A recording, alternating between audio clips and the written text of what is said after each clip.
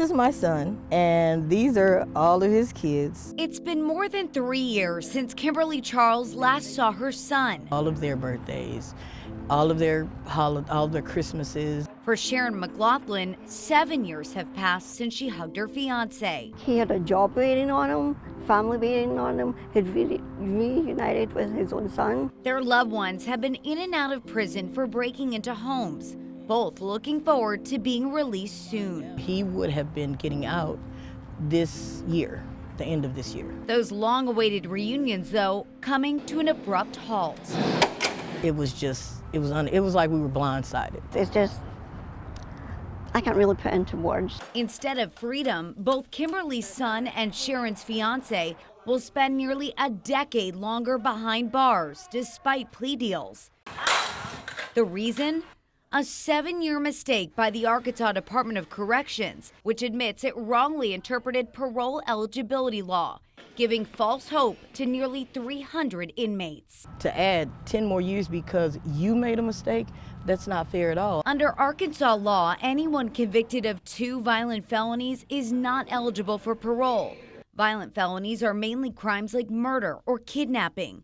But in April of 2015, the state legislature reclassified residential burglary, making it a violent offense as well. For the next 7 years, the DOC's policy was that any residential burglary committed before the law changed would not be considered a violent offense when calculating sentences. DOC employees even going as far as reassuring lawyers and public defenders that their client would not have to serve all their time. The problem? The DOC was wrong. We should not have done that. I'm not mincing words. I'm not making excuses. We should not have done that. In a room full of lawmakers last October, the department admitted it made a mistake, changing its position, now saying parole could be denied because of a residential burglary charge before April of 2015. We were incorrectly applying the law, and as a result of that incorrect application, we provided guidance inconsistent with the law. If the government makes specific representations to someone that this is going to be the deal and then goes back on their word, I do have a problem with that. And that appears to be exactly what the Department of Corrections did.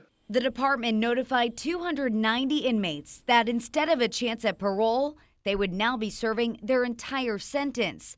On average, another 9.5 years behind bars. If all of a sudden the Arkansas legislature decided that they were going to say that speeding tickets are no longer misdemeanors and instead are violent felonies, what that effect would be if they applied it retroactively is a bunch of us would go to jail. David Slade is one of the attorneys on a class action lawsuit filed against the Arkansas Department of Corrections. His client, Christina Davis, has a prior conviction of residential burglary from 2012.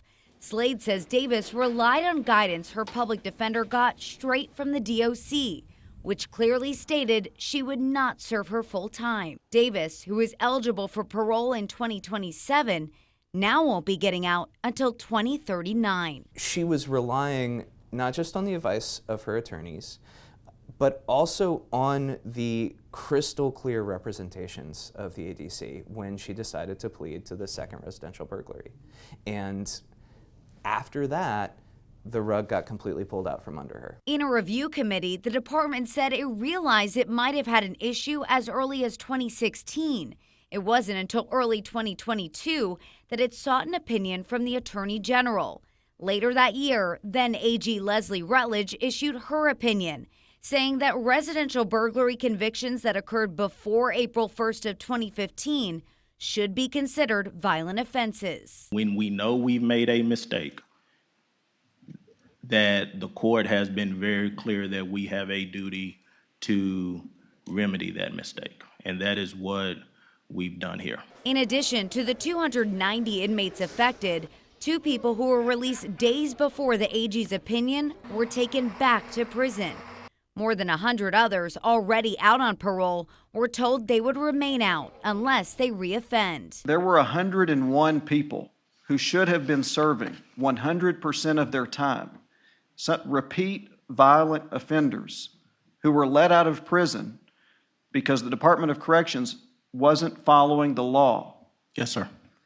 That's a problem. It is. A problem the Department of Corrections says is now fixed. We have a duty to get it right. We got it wrong in this case.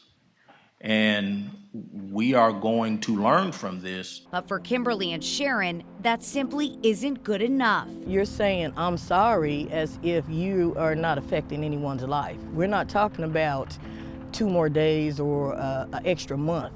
We're talking about 10 extra years. Vowing to fight for their loved ones. I'm just going to be here praying, hoping, fighting for this to get overturned. And bring them home sooner rather than later.